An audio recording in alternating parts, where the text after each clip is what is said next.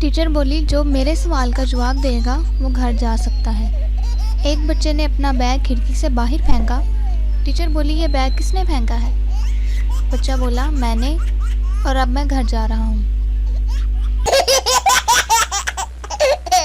Master صاحب نے کاہلی پر مضمون لکھ کر لانے کے لیے کہا۔ ایک شاگرد کی کاپی چیک کی تو تمام صفحات خالی تھے۔ آخری صفحے کے نیچے لکھا تھا اسے کاہلی کہتے ہیں۔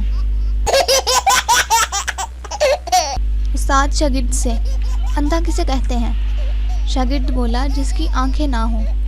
استاد بولا شاباش، اور کانا کسے کہتے ہیں؟ شاگرد بولا جس کے کان نہ ہوں۔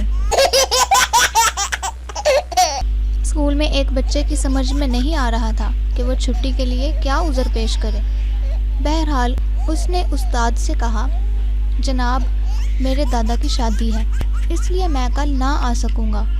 استاد بولے وہ اس عمر میں شادی کر رہے ہیں؟